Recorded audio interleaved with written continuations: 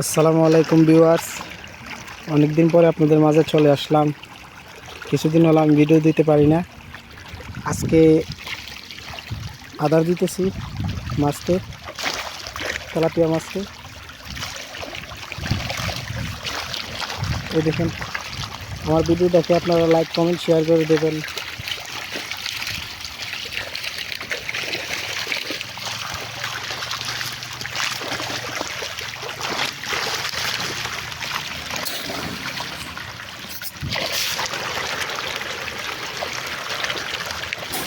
আমার ভিডিওটাকে আপনারা লাইক কমেন্ট শেয়ার করে দেবেন, ভালো ভালো ভিডিও দেওয়ার জন্য যেন দিতে পারি।